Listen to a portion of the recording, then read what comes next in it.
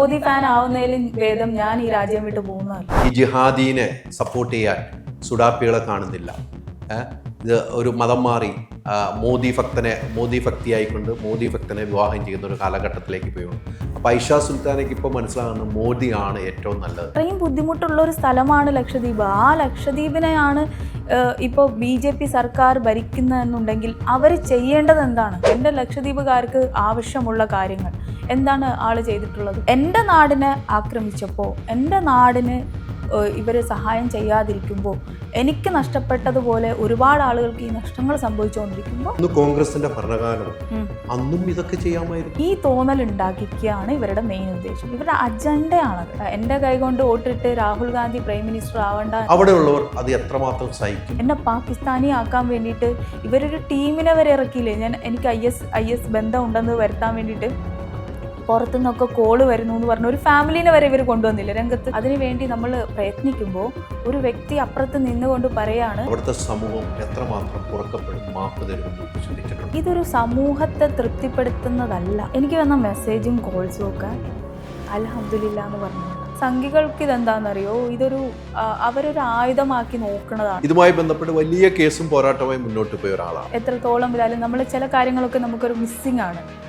ഒരു നല്ല ലൈഫ്, എന്ത് ചെറിയ കാര്യങ്ങൾക്ക് പോലും അവരെന്നെ പല രീതിയിലും ആക്രമിക്കാൻ ശ്രമിക്കും. ആ ഒരു പോരാട്ടം ഐഷയ്ക്ക് ഒത്തിരി നഷ്ടങ്ങൾ സംഭവിച്ചു. വളരെ മാരകമായിട്ടുള്ള 2 വകുപ്പാണ്, ഏറ്റവും പീക്കിൽ കിടക്കുന്ന 2 സെക്ഷനാണ് എൻ്റെ പേരിൽ ചാർജ് ചെയ്തത്. തട്ടമിട്ട ഒരു ഐഷ സുൽത്താൻ അല്ലേ? ഐഷ സുൽത്താൻ ഇപ്പോൾ തട്ടമൊന്നുമില്ല. ഒരാളെ ടാർഗറ്റ് ചെയ്ത് കഴിഞ്ഞാൽ അവരെ അത്രയും ചുറ്റി ഇങ്ങനെ വരിഞ്ഞ് മുറുക്കിയിട്ടാണ് അവർ നമ്മളെ ആക്രമിക്കുന്നത്. സംഘികളോട് സംസാരിക്കുന്നതിലും ഭേദം വാഴ നടന്നത്. പഴയ പിന്തുണ ഐഷയ്ക്കില്ല എന്ന് തോന്നുന്നു. കേരള ജനത എന്ന് പറയുമ്പോൾ പഠിപ്പും വിദ്യാഭ്യാസവും ഉള്ളതാണ്, അല്ലാതെ ഇവരെ പോലെയല്ല. ജനാധിപത്യം എന്ന് പറയുന്ന സംഭവം ലക്ഷദ്വീപിലില്ല. ലക്ഷദ്വീപുകാർക്ക് സ്വാതന്ത്ര്യം കിട്ടിയിട്ടുണ്ടോ എന്ന് ചോദിച്ചാൽ ഇല്ല. അൾട്രാ മോഡേൺ കിച്ചൺ ഡിവൈസസ്, ഒരു കിച്ചണിൽ വേണ്ട എല്ലാ ലേറ്റസ്റ്റ് ബ്രാൻഡുകളും ഇവിടെയുണ്ട്. ലോകോത്തര ബ്രാൻഡുകൾ, original products, wide range. MyG future. നമസ്കാരം. നമുക്കറിയാം, മലയാള സിനിമയുടെ ഒരു സംവിധായിക. ലക്ഷദ്വീപുമായി ബന്ധപ്പെട്ട് വലിയ വിഷയങ്ങളുണ്ടായ സമയത്ത് അന്ന് പരിചയപ്പെട്ട ആ വ്യക്തിയാണ് ഐഷ സുൽത്താന. അന്ന് റിപ്പോർട്ടർ ടിവിയിലായിരുന്നു. അന്ന് ഐഷ സുൽത്താനയുടെ പോരാട്ടത്തിനൊപ്പം കൂടെ നിന്നൊരു വ്യക്തിയാണ് ഞാൻ. അതോടൊപ്പം കൂടെ നിന്നൊരു ചാനലായിരുന്നു റിപ്പോർട്ടർ TV, ഞാനും നികേഷ് കുമാർ സാറും. ഒത്തിരി നാളുകൾക്ക് ശേഷം വീണ്ടും ഐഷ സുൽത്താനെ കാണുമ്പോൾ ഒരു സന്തോഷ വാർത്തയോടുകൂടി കാണുന്നു. ഐഷയുടെ വിവാഹമാണ്. ആ വിവാഹം വലിയ വാർത്തയാകുന്നു, വലിയ ആഘോഷമാക്കുന്നു. പക്ഷേ ഇതുമായി ബന്ധപ്പെട്ട് ഐഷയെ ഞാൻ ഫോണിൽ വിളിച്ചിരുന്നു. അന്ന് എന്നോട് പറഞ്ഞത് അത് വലിയ വാർത്തയുടെ പ്രാധാന്യമില്ല, എന്തായാലും വിവാഹത്തിന് വിളിക്കുമെന്ന് പറഞ്ഞു. പക്ഷേ പിന്നീട് അത് വലിയ വാർത്തയായി. അങ്ങനെ ഐഷ വീണ്ടും എൻ്റെ മുമ്പിൽ എത്തിയിരിക്കുന്നു. ഐഷ, ആദ്യം നമസ്കാരം. എല്ലാ മംഗളാശംസകളും നേരുന്നു. ഇനിയുള്ള ദീർഘായുസ്സോടുകൂടി നിങ്ങളുടെ വിവാഹ ജീവിതം മുന്നോട്ട് പോകാൻ പ്രാർത്ഥിക്കുന്നു. ഞാൻ പറഞ്ഞു വെച്ചത്, നമ്മൾ തമ്മിൽ പരിചയപ്പെടുന്നത് ലക്ഷദ്വീപ് വിഷയമുണ്ടായ സമയത്തായിരുന്നു അല്ലേ? എനിക്ക് വലിയ വിഷയമുണ്ടായി. ആ സമയത്ത് റിപ്പോർട്ടർ ടിവിയുടെ താഴെ ഇരുന്നൊരു ചർച്ചയിൽ പങ്കെടുക്കുകയും അന്ന് ഐഷ സുൽത്താന പറഞ്ഞൊരു വാക്കാണ് വലിയ വിവാദമായി, രാജ്യദ്രോഹ കുറ്റമായി ചുമത്തുകയും ഐഷയെ നാട് കടത്തണമെന്ന് ആവശ്യപ്പെടുകയും ഇതുമായി ബന്ധപ്പെട്ട് വലിയ കേസും പോരാട്ടമായി മുന്നോട്ട് പോയ ഒരാളാണ്. ഐഷ ഇപ്പോൾ വിവാഹം ചെയ്യുകയാണ്. വിവാഹം കഴിക്കുന്നത് എനിക്ക് തോന്നുന്നു ആ വിഷയങ്ങളുണ്ടാകുമ്പോൾ ലക്ഷദ്വീപിൽ ഡെപ്യൂട്ടി കളക്ടറായിരുന്ന ഒരു വ്യക്തിയുമായിട്ടാണ് വിവാഹം. ആ പ്രണയം എങ്ങനെയാണ് തുടങ്ങുന്നത്? പ്രണയം, ഞങ്ങൾ നല്ല സുഹൃത്തുക്കളായിരുന്നു. പിന്നെ പ്രണയത്തിലേക്ക് എത്താൻ അത്ര കാലതാമസം ഉണ്ടായില്ല, അതാണ് സത്യം. കാരണം എൻ്റെ ഒരു നിലപാടും പുള്ളിയുടെ ഒരു നിലപാടും ഒക്കെ കറക്റ്റായിരുന്നു. ലക്ഷദ്വീപുകാരെ ഭയങ്കര സപ്പോർട്ട് ചെയ്യുമായിരുന്നു പുള്ളി. അതേപോലെ തന്നെ ഇപ്പം നമ്മൾ കുറേ കാര്യങ്ങൾ ഒരു സുഹൃത്തെന്ന നിലയിൽ അടുത്തറിയുമ്പോൾ നമുക്ക് തോന്നുന്ന ഒരു കെമിസ്ട്രി ഉണ്ടല്ലോ, അയാൾ എന്തൊക്കെ ചെയ്യാൻ ആഗ്രഹിക്കുന്നു, എന്തൊക്കെ കാര്യങ്ങളാണ്. അപ്പോൾ അതിനെപ്പറ്റിയൊക്കെ ചർച്ച ചെയ്യുമ്പോൾ എനിക്ക് സ്വാഭാവികമായിട്ട് തോന്നി, എന്തുകൊണ്ട് ആയിക്കൂടാ, ഒരു ലൈഫ് പാർട്ട്ണർ ആകുമ്പോൾ ഇതേപോലെ ഒരാൾ തന്നെ വേണം എന്നൊരു തീരുമാനം ഉണ്ടായി. അങ്ങനെ തന്നെ അയാൾക്കും തോന്നി. അപ്പം പ്രത്യേകിച്ച് അങ്ങനെ കാലതാമസമൊന്നും എടുത്തില്ല. ഒരു പ്രണയം അങ്ങനെ പ്രണയിച്ച് നടന്ന ആൾക്കാരും അല്ല കേട്ടോ ഞങ്ങൾ. ഭയങ്കരമായിട്ട് അങ്ങനെ പ്രണയിച്ച് നടന്ന ആൾക്കാരല്ല. നമുക്ക് പരസ്പരം അറിയാം, പ്രണയമുണ്ടെന്നറിയാം, സംസാര രീതികളിൽ നിന്ന് മനസ്സിലാവും. അങ്ങനെ അത് കല്യാണം വരെ എത്തി. എങ്ങനെയാണ് അത് തുടക്കം? എനിക്കൊന്ന് ലക്ഷദ്വീപിലെ വിഷയങ്ങൾ വരുന്നത് വലിയ വിഷയങ്ങളായിരുന്നു. എനിക്കൊന്ന് ഐഷ സുൽത്താനെ വലിയ രീതിയിൽ ക്രൂശിക്കപ്പെട്ട ഒരു സമയമായിരുന്നു. അന്ന് കൂടെ നിന്ന് ഒത്തിരി ആളുകളുണ്ട്, ഒത്തിരി മീഡിയാസ് ഉണ്ട്. അതിലൊരു പാർട്ടായിരുന്നു ഞാൻ. അത് ഒരു എന്താണ് പറയുക, ഒരു നമ്മുടെ ഒരു ആളുകൾക്ക് വേണ്ടി ഒരു ധീര പോരാട്ടമായിരുന്നു വനിത എന്ന നിലയിൽ ഐഷ സുൽത്താൻ. ഐഷയ്ക്ക് ഒത്തിരി പിന്തുണയായി, പാർട്ടി മൊത്തം പിന്തുണയായിട്ട് വന്നൊരു സമൂഹമായിരുന്നു അന്നത്തെ സമരം. അതിനുശേഷം ഐഷ ഒരു സിനിമ ഡയറക്റ്റ് ചെയ്തു. ആ സിനിമയിൽ അന്ന് പറയാനുള്ളതൊക്കെ നമ്മൾ അതിന് മുമ്പ് ചെയ്ത് ആ സിനിമ പറഞ്ഞു വെച്ചിരുന്നത് അതായിരുന്നു. അതുവരെ വലിയ ചർച്ച ചെയ്യപ്പെട്ടു. ആ വിഷയങ്ങൾ നടക്കുമ്പോൾ ഐഷയുടെ ദ്വീപ് ഏതായിരുന്നു? എൻ്റെ ദ്വീപ് ശരിക്കും ചെത്ലാത്ത് എന്ന് പറഞ്ഞ ഐലൻഡാണ്. പക്ഷെ ഞാൻ പോയി വരാറുള്ളത് കവരത്തി ദ്വീപിലായിരുന്നു. നമ്മൾ ഈ കേസും ബഹളവും ഒക്കെ ആയിട്ടുള്ള പോയി വരവ് പോക്കും. ഈ കവരത്തി ദ്വീപിലായിരുന്നു? അല്ല, ആളുള്ളത് ആന്ധ്ര ദ്വീപിലാണ്. ഞാൻ പോയിട്ടേ ഇല്ല. ആൾ ഇത്ര നാളും അവിടെ 3 വർഷം അവിടെ വർക്ക് ചെയ്തിട്ടും ആന്ധ്രം കൽപ്പേനി ഐലൻഡിൽ ഞാൻ പോയിട്ടേ ഇല്ല. പിന്നെ എങ്ങനെയാണ് പ്രണയം തുടങ്ങുന്നത്? അതാണ് അതൊരു സ്വകാര്യമായൊരു ഇത് ഞാനിങ്ങനെ വെച്ചിരിക്കുകയാണ്. കാരണം അതൊരു നമ്മളൊരു കോമൺ ഫ്രണ്ട് ഉണ്ടായിരുന്നു. അത് ത്രൂ ആണ് അങ്ങനെ പരിചയപ്പെട്ട് സംസാരിച്ച് അങ്ങനെ കൊച്ചിയിൽ വെച്ച് കണ്ടപ്പോൾ ഒക്കെ ആളുടെ ഒരു പേഴ്സണാലിറ്റി എന്നെ ഭയങ്കരമായിട്ട് ആകർഷിച്ചു. സംസാര രീതി ആയാലും ശരി. പിന്നെ അവരെ ഫാമിലീനൊക്കെ പരിചയപ്പെടുത്തിയപ്പോൾ അവരും അതേപോലെ ഭയങ്കര സപ്പോർട്ടാണ് അവരുടെ ഫാമിലിയൊക്കെ, അമ്മ അച്ഛനൊക്കെ. ഇപ്പം നമുക്ക് ചില കാര്യങ്ങളൊക്കെ എനിക്ക് മിസ്സിങ് ഉണ്ടായിരുന്നു എൻ്റെ ലൈഫിൽ. ഇപ്പം എത്ര പോരാട്ടം ഉണ്ടായാലും ശരി, എത്രത്തോളം ഇതായാലും നമ്മൾ ചില കാര്യങ്ങളൊക്കെ നമുക്കൊരു മിസ്സിങ് ആണ്. ഒരു നല്ല ലൈഫ്, മറ്റുള്ള ആൾക്കാർക്ക് ഉണ്ടാവുന്ന പോലുള്ള കുറച്ച് ഒരു ലൈഫിൽ എനിക്കൊന്നും കിട്ടിയിട്ടുണ്ടായിരുന്നില്ല. കാരണം എനിക്ക് വളരെ ചെറുപ്പത്തിൽ നിന്ന് എൻ്റെ വാപ്പ മരിച്ചിട്ട് തന്നെ വർഷം ഇപ്പോൾ 10 ആവുന്നു. അപ്പോൾ തന്നെ കുറേ ഉത്തരവാദിത്തം കൂടുതലായിരുന്നു എനിക്ക്. എൻ്റെ ഉമ്മ ആയിക്കോട്ടെ, എൻ്റെ അനിയനെ. അപ്പം വാപ്പ മരിച്ച് 2 മാസം കഴിഞ്ഞപ്പോൾ എൻ്റെ നേരെ അനിയൻ മരിച്ചു. ഇക്കാക്കറിയാവുന്ന സ്റ്റോറിയാണ് ഇതൊക്കെ. അത് കഴിഞ്ഞ് എൻ്റെ കുഞ്ഞനിയനെയും ഉമ്മയും ഞാനും മാത്രമായി ഞങ്ങളൊരു ഫ്ലാറ്റിൽ ഒതുങ്ങിയ ആൾക്കാരാണ്. ഞങ്ങൾക്ക് പിന്നെ ഒരുപാട് ആളുകളുമായിട്ട് അങ്ങനെ സംസാരിക്കാനോ അല്ലെങ്കിൽ ഒരുപാട് ആൾക്കാരുമായിട്ട് ചേർന്ന് പോകാനോ പറ്റിയിട്ടുണ്ടായിരുന്നില്ല. നമ്മളിങ്ങനെ ഒതുങ്ങി താമസിക്കുന്ന ആൾക്കാർ. അതൊക്കെ കഴിഞ്ഞ് 2015 വാപ്പ മരിക്കുന്നത്. അനിയൻ മരിക്കുന്നത് 16 തുടക്കത്തിലാണ്. അത് കഴിഞ്ഞ് 2020 വരയ്ക്കും ഞങ്ങൾ എന്താണോ എവിടെയാണോ എന്നുള്ളതൊന്നും ആളുകൾക്ക് അധികം അറിയില്ലായിരുന്നു. ഞങ്ങൾ ഈ ഫ്ലാറ്റിൽ പിന്നെ ഞാൻ എൻ്റെ ലാജോ സാറിനെ അസിസ്റ്റ് ചെയ്ത് അങ്ങനെ കുറേ സിനിമ ഒക്കെ അസോസിയേറ്റ് ചെയ്ത് അസിസ്റ്റ് ചെയ്ത് അങ്ങനെ എൻ്റെ ലൈഫ് അങ്ങനെ പോയിക്കൊണ്ടിരിക്കുകയായിരുന്നു. ദെൻ ആ 20 ഞാനൊരു പടം ചെയ്യാൻ വേണ്ടി, ഫ്ലഷ് ചെയ്യാൻ വേണ്ടി ലക്ഷദ്വീപിൽ പോയി. ലക്ഷദ്വീപുകാരോട് ഇടപഴകിയപ്പോഴാണ് ഞാൻ മനസ്സിലാക്കുന്നത് അവിടെ ഈ പ്രഫുൽ ഗോഡ പട്ടേൽ എന്ന് പറയുന്ന വ്യക്തി വരികയും ലക്ഷദ്വീപിന് ഇങ്ങനെ മാറ്റങ്ങളൊക്കെ സംഭവിക്കുന്നു. ആളുകളൊക്കെ ശ്വാസം മുട്ടി തുടങ്ങി. ആൾക്കാരൊക്കെ ഈ ഗുണ്ട ആക്ട് അങ്ങനെ കരിനിയമങ്ങളാണല്ലോ പുള്ളി പാസ്സാക്കാൻ ശ്രമിച്ചത്. അതൊക്കെ ഇക്കന്ന് നമ്മളൊപ്പം നിന്നിട്ടുണ്ട്, നികേഷ് സാറ് നമ്മളൊപ്പം നിന്നിട്ടുണ്ട്. നിങ്ങൾക്കൊക്കെ പറഞ്ഞു തരേണ്ട ആവശ്യമേ ഇല്ല. അതിൻ്റെ ജെന്യൂനിറ്റി മനസ്സിലാക്കി കൂടെ നിന്ന ആൾക്കാരാണ് നിങ്ങളെല്ലാവരും. അപ്പം ആ സാഹചര്യത്തിൽ എനിക്ക് സത്യം പറഞ്ഞാൽ എനിക്ക് എൻ്റെ ജനങ്ങൾക്ക് വേണ്ടി നിൽക്കണമെന്ന് തോന്നി. മറ്റെല്ലാം ഞാൻ ഉപേക്ഷിച്ചു. എൻ്റെ ലൈഫിൽ എന്തൊക്കെ ഞാൻ അനുഭവിച്ചോ, എന്തൊക്കെ പ്രോബ്ലംസ് ഉണ്ട് ഒക്കെ ഞാൻ മറന്നിട്ടാണ് ഞാൻ ആ ജനങ്ങൾക്ക് വേണ്ടി സംസാരിച്ചത്. അതിനും ഇക്കാക്കറിയാം അതിൻ്റെ ജെന്യൂനിറ്റി എന്താണെന്നുള്ളത്. ഞാൻ ഇക്കാനോടാണ് ഏറ്റവും കൂടുതൽ കാര്യങ്ങൾ ഷെയർ ചെയ്തിട്ടുള്ളത്. അല്ലേ, എനിക്ക് സാറിനോടും ഇക്കാനോടും ഒക്കെയാണ്. അപ്പം ലക്ഷദ്വീപിലെ ജനങ്ങൾക്ക് വേണ്ടി ഞാൻ എത്രത്തോളം അന്ന് ആത്മാർത്ഥമായിട്ട് നിന്നു, അതിന് ഏറ്റവും കൂടുതൽ ഫോർ എക്സാമ്പിൾ ഇക്ക തന്നെയാണ്.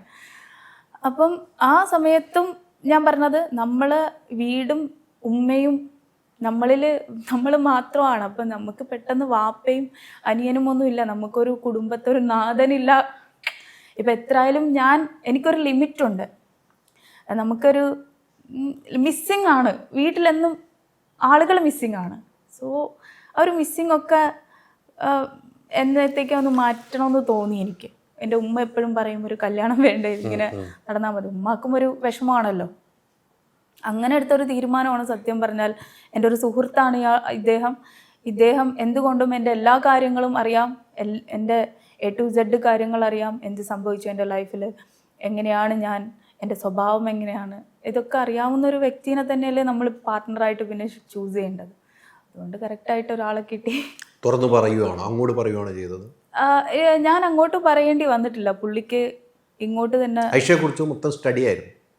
ഓഫ്കോഴ്സ് ആണല്ലോ. കാരണം പുള്ളി 3 വർഷമായിട്ട് ലക്ഷദ്വീപിലുള്ള ആളാണ്. 3.5 വർഷം 4 വർഷം ഏതാണ്ട് ലക്ഷദ്വീപിലുണ്ടായിരുന്ന ആൾക്ക് ഞാൻ എന്നെപ്പറ്റി പറഞ്ഞു കൊടുക്കേണ്ട ആവശ്യം. അവിടെയുള്ള ആളുകൾക്ക് വേണ്ടിയുള്ള പോരാട്ടം ഐഷ നടത്തുന്നത് ജനൂനാണെന്ന് അദ്ദേഹം കണ്ടെത്തി. എൻ്റെ ശബ്ദത്തെയാണ് കൂടുതൽ ഇഷ്ടപ്പെട്ടത്. ഞാനെന്ന് പറയുന്ന ഒരു വ്യക്തി അല്ലെങ്കിൽ ഒരു ഡയറക്ടറാണ് എന്നതല്ല പുള്ളിന് ഇഷ്ടപ്പെടുത്തിയത്. പുള്ളിക്ക് ഇഷ്ടമായത് ഞാൻ ആ ജനങ്ങൾക്ക് വേണ്ടി ഇത്ര ജെന്യൂനായിട്ട് സംസാരിക്കുന്നു, ഇടപെടുന്നു, എന്നിട്ടും പല ആളുകളിൽ നിന്ന് തെറിവിളി കേൾക്കുന്നു, എന്നിട്ടും ഞാൻ പ്രതികരിക്കുന്നു. ഇക്കാക്കറിയാം എന്നെ ഇപ്പോൾ പാകിസ്ഥാനിയാക്കാൻ ശ്രമിക്കുന്ന ആളുകളെ പറ്റി. ഇക്കാക്കറിയാം എന്നെ ഇപ്പോൾ എന്ത് ചെറിയ കാര്യങ്ങൾക്ക് പോലും അവരെന്നെ പല രീതിയിലും ആക്രമിക്കാൻ ശ്രമിക്കുക, ചെറിയ ചെറിയ കാര്യങ്ങൾക്ക് പോലും. അപ്പം അത്തരം ആളുകളുടെ ഇടയിൽ നിന്നിട്ട് പോലും ഞാനിങ്ങനെ വീണ്ടും വീണ്ടും നമ്മളെ ജനങ്ങൾക്ക് വേണ്ടി പ്രതികരിക്കുന്നത് കാണുമ്പോൾ അയാൾ അതിനെയാണ് ഇഷ്ടപ്പെട്ടത്. ആ ഒരു പോരാട്ടം ആയിഷയ്ക്ക് ഒത്തിരി നഷ്ടങ്ങൾ സംഭവിച്ചിട്ടുണ്ട്. ആ പോരാട്ടം ഒത്തിരി നഷ്ടങ്ങൾ സംഭവിച്ചിട്ടുണ്ട്. ആ നഷ്ടങ്ങളിലൊപ്പം ഒരു ജീവിത പങ്കാളിയും കിട്ടി. നഷ്ടങ്ങൾ എന്ന് പറയുമ്പോൾ കേസൊക്കെ വന്നപ്പോൾ അറിയാലോ ഇക്കാക്ക്, കേസൊക്കെ വരികയാണെന്ന് പറയുന്നത് നിസ്സാര കേസുകളല്ലല്ലോ. അത് 2 വകുപ്പെന്ന് പറയുന്നത് ഇന്ത്യയിലെ തന്നെ വളരെ മാരകമായിട്ടുള്ള 2 വകുപ്പാണ്. ഏറ്റവും പീക്കിൽ കിടക്കുന്ന 2 സെക്ഷനാണ് എൻ്റെ പേരിൽ ചാർജ് ചെയ്തത് പോലും. അതിന്ന് റിക്കവർ ആവാന്ന് പറയുമ്പോൾ അന്ന് എനിക്ക് ജാമ്യം കിട്ടിയപ്പോൾ ബോധം പോയ ആളാണ് ഇക്ക. ആണോ അല്ലയോ? ലൈവിൽ നിൽക്കുമ്പോൾ തന്നെ ഇക്കാക്ക് കാരണം ഇക്ക അത് സന്തോഷം കൊണ്ടാണ് ഇക്കാക്ക് ബോധം പോയത്. കാരണം ഇക്കാക്ക് എന്നെ അത്രയും അറിയായിരുന്നു. അല്ലേ, കോവിഡ് സമയത്ത്. ആ സമയത്ത് എനിക്ക് ജാമ്യം കിട്ടിയത് അറിയുമ്പോൾ ഏറ്റവും കൂടുതൽ സന്തോഷിച്ചൊരു വ്യക്തിയാണ് ഇക്ക. ഇതേ സന്തോഷം ആളുകളുടെ ഇടയിൽ, ഒരുപാട് ആളുകളുടെ ഇടയിൽ നിന്ന് എനിക്ക് കിട്ടിയിട്ടുണ്ട്. ഒരുപാട് ആളുകൾ എൻ്റെ കാര്യത്തിൽ എനിക്ക് വേണ്ടി ദുആ ചെയ്തിട്ടുണ്ട്. പള്ളിയിലെ അച്ഛന്മാർ എനിക്ക് വേണ്ടി പ്രാർത്ഥിച്ചിട്ടുണ്ട്. ഇവരൊക്കെ ഞാൻ പിന്നീട് പല വഴിക്കും പല സ്ഥലങ്ങളിൽ നിന്ന് ഞാൻ യാത്ര ചെയ്യുമ്പോഴാണ് അറിയുന്നത്. ഇത് ആയിഷ സുൽത്താനല്ലേ എന്ന് ചോദിച്ചിട്ട് വരുമ്പോൾ ഞാൻ പറഞ്ഞാൽ അതെ, ഞാൻ മോൾക്ക് വേണ്ടി പ്രാർത്ഥിച്ചിട്ടുണ്ട്, പള്ളിയിലെ അച്ഛനാണ് കേട്ടോ, എത്ര മെഴുകുതിരിയാ മോൾക്ക് വേണ്ടി ഞാൻ കത്തിച്ചെന്ന് പറയുന്നത്. അപ്പം ജാതി മതഭേദമന്യേ അവരൊക്കെ എനിക്ക് വേണ്ടി കൂടെ നിന്ന ആൾക്കാരാണ്. ഞാൻ പോലും അറിയാതെ എന്നെ ഇഷ്ടപ്പെട്ട ഒരുപാട് ആൾക്കാർ, ഞാൻ പോലും അറിയാതെ എനിക്ക് വേണ്ടി ദുആ ചെയ്ത ആൾക്കാർ, വിളക്ക് കത്തിച്ച ആൾക്കാരുണ്ട്, പള്ളിയിൽ മെഴുകുതിരി കത്തിച്ച ആൾക്കാരുണ്ട്. പല ഓട്ടോ ഡ്രൈവർമാർ, ഞാൻ ഓട്ടോയിലൊക്കെ ട്രാവൽ ചെയ്യുമ്പോൾ അവരൊക്കെ പറയും, മോൾക്ക് വേണ്ടിയിട്ടുണ്ടല്ലോ ഞാനന്ന് ഫുഡ് പോലും കഴിച്ചിട്ടില്ല, മോളുടെ കാര്യം ആലോചിച്ച്. ആ സ്നേഹമാണ്, ആ സ്നേഹം തന്നൊരു ബലമുണ്ട്, ഒരു ശക്തിയുണ്ട്. അത് തന്നെയാണ് സത്യം പറഞ്ഞു കഴിഞ്ഞാൽ എന്നെ ഇന്നും ജനങ്ങൾക്ക് വേണ്ടി സംസാരിക്കാനുള്ളൊരു ഒരു ധൈര്യം എനിക്കുള്ളത്. അവർ തന്നെയാണ് നമ്മളെ ഇത്രയും ധൈര്യം നമുക്ക് കിട്ടിയത്. എനിക്കൊന്നു ഇദ്ദേഹത്തിൻ്റെ മുഴുവൻ പേരെന്താണ്? ഹർഷിത് സൈനി. അദ്ദേഹം ഏതിൽപ്പെട്ടാണ്? പഞ്ചാബിയാണ്. പുള്ളി ബേസിക്കലി ഒരു സർദാറാണ്. സർദാറാണ്. ഇപ്പം ഇവർ ഈ സംഘികളുടെ ചാനൽക്കാർ പറയുന്ന പോലെ സംഘിയൊന്നുമല്ല, ആളൊരു സർദാറാണ്. ഇവർക്ക് സത്യത്തിൽ കാര്യങ്ങളൊന്നും അറിയില്ല, ആരാണ്, എന്താണ്, എവിടെ നിന്നാണ് ഒന്നും അറിയാണ്ട് ഇങ്ങനെ പടച്ച് വിടുകയാണ് കുറേ ന്യൂസുകൾ. ഞാൻ പോലും മോദി ഫാൻ. എനിക്ക് മനസ്സിലാവാത്തൊരു കാര്യം, ഞാൻ എപ്പോഴാണ് മോദി ഫാൻ ആയതെന്ന്. ഞാൻ രാഹുൽ ഗാന്ധി ഫാനാണ്. അതുകൊണ്ടാണല്ലോ കഴിഞ്ഞ ഇലക്ഷന് ഞാൻ ലക്ഷദ്വീപിൽ ഇറങ്ങി കോൺഗ്രസ്സിന് വേണ്ടി സംസാരിച്ചത്. കോൺഗ്രസ്സിന് വേണ്ടി ഞാൻ ഇലക്ഷൻ പ്രചരണത്തിന് ഇറങ്ങിയിട്ടുണ്ടായി. അതിന് റീസൺ എന്താ? എൻ്റെ കൈകൊണ്ട് വോട്ടിട്ട് രാഹുൽ ഗാന്ധി പ്രൈം മിനിസ്റ്റർ ആവണ്ട എന്ന് പറഞ്ഞ ഫൈസൽ എന്ന് പറഞ്ഞ MP അവിടെ നിന്ന് തുരത്തണമെന്നുള്ള ആഗ്രഹത്താലാണ്. 2 സ്റ്റെപ്പ് BJPയോട് അടുത്ത് നിന്നതാണ് ഫൈസലും ടീമും, അന്നത്തെ MP. അപ്പം അയാൾ പല ഇക്കൊക്കെ ഓർമ്മ ഉണ്ടോയെന്ന് അറിയില്ല. ഇക്കന്ന് നമ്മൾ ഈ പ്രശ്നങ്ങളൊക്കെ നടക്കുമ്പോൾ ഇക്കൊരു വീഡിയോ കിട്ടിയായിരുന്നു. ഇയാള് ഫൈസൽ വോട്ട് ചോദിക്കാൻ പോണ എങ്ങനെയാണ് BJPക്ക് മാറാൻ പോവാണെന്ന് പറഞ്ഞുകൊണ്ടല്ലേ. ആ വീഡിയോ അന്ന് ഞാനാ പറഞ്ഞത് ഇക്കാനോട് ടെലികാസ്റ്റ് ചെയ്യേണ്ട, കാരണം നമ്മൾ ലക്ഷദ്വീപിലെ പ്രശ്നങ്ങൾ ഇപ്പോൾ പോയിക്കൊണ്ടിരിക്കുമ്പോൾ ഇങ്ങനെ ഈ ഒരു പ്രശ്നത്തിലേക്ക് പോകണ്ടെന്ന്. അന്ന് തൊട്ടാണ് ഞാൻ ഇയാളെ മനസ്സിലാക്കി തുടങ്ങിയത്. ശരിക്കും എനിക്ക് ഈ ഫൈസലിനെ മനസ്സിലാക്കാനുള്ള ഒരു ചാൻസ് തന്നത് ഇക്കയാണ്. എനിക്ക് തോന്നുന്നു ആ ഫൈസൽ എന്ന വ്യക്തിക്ക് വേണ്ടി നിങ്ങൾ എല്ലാവരും ഒരുമിച്ച് നിന്നാണ് അല്ലേ?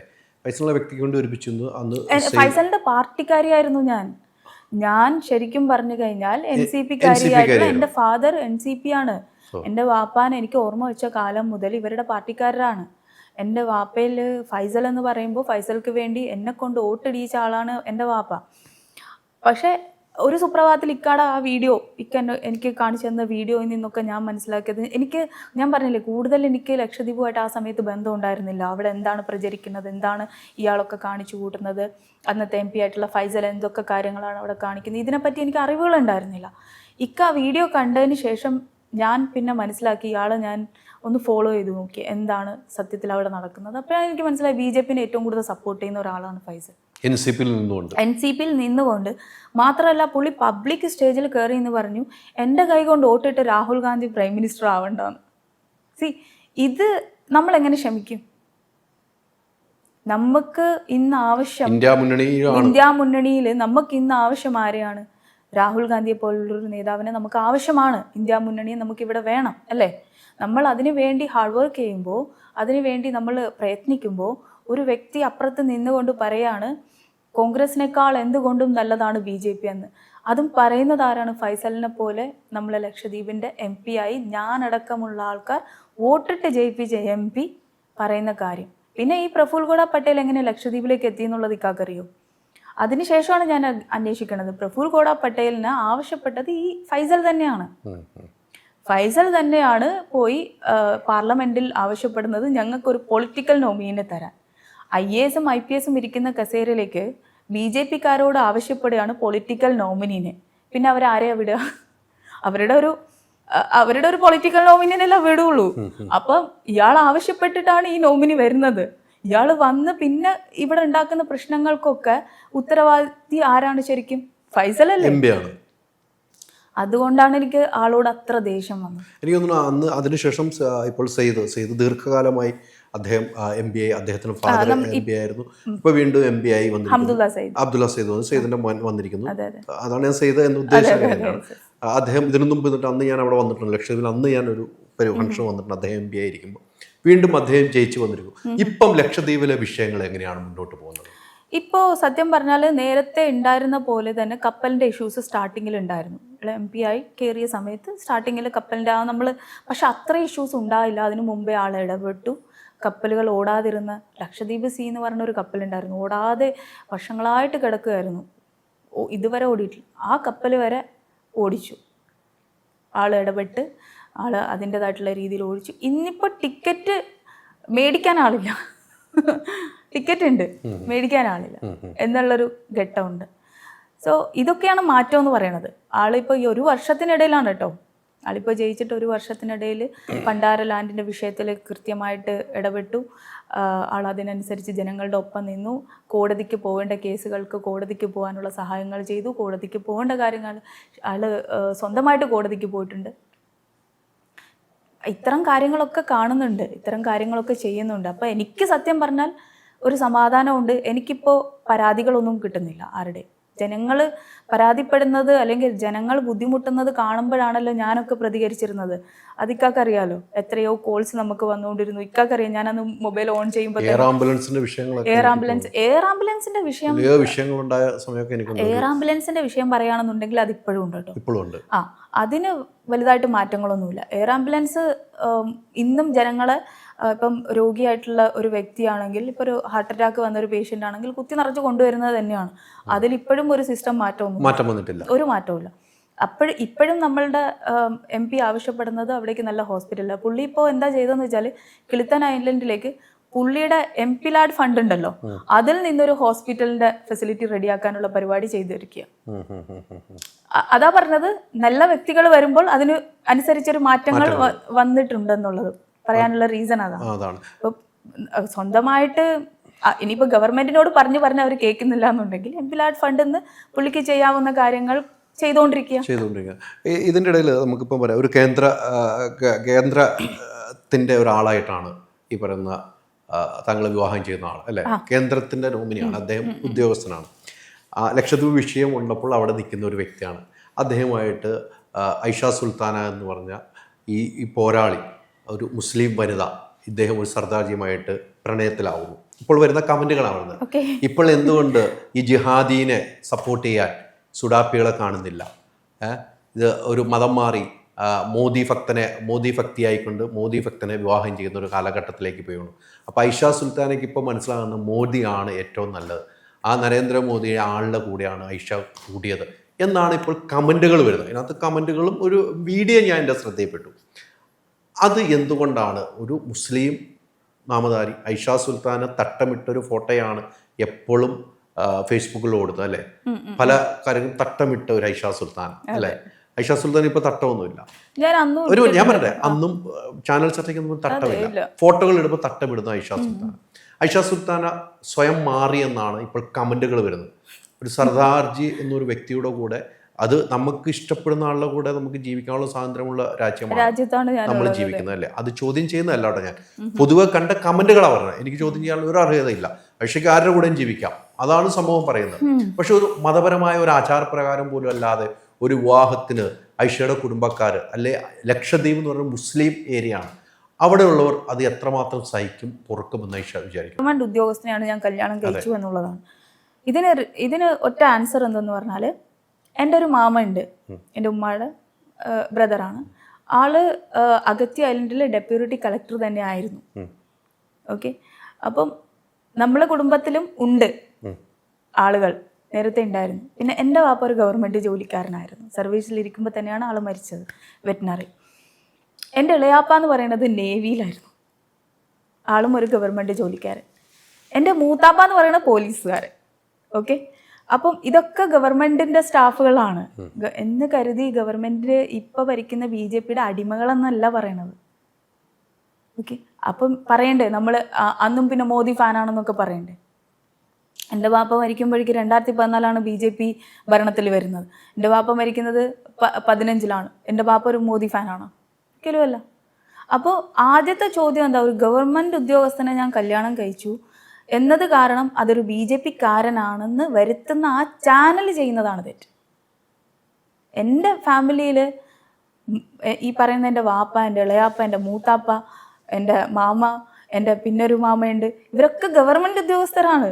ഇവരൊക്കെ വർക്ക് ചെയ്യുന്നത് ലക്ഷദ്വീപിലാണ്. ഇവരൊക്കെ ഒരു ഗവൺമെൻറ്റിന് താഴെ വർക്ക് ചെയ്യുന്നത്. ഇവരാരും മോദി ഫാൻസ് അല്ല. ഇവരിൽ ഒരാൾ പോലും മോദി ഫാൻസ് ഇല്ല. സോ പിന്നെ എങ്ങനെയാണ് ഇത്തരത്തിലൊരു അലിഗേഷൻസ്? അതായത് ഞാൻ പറയുന്നത്, അന്ന് നമ്മളെ ചാനൽ ചർച്ചയിൽ വന്നിരിക്കുന്ന, നമ്മൾ ഓപ്പോസിറ്റ് വന്നിരുന്ന BJP നേതാക്കന്മാരുണ്ട്.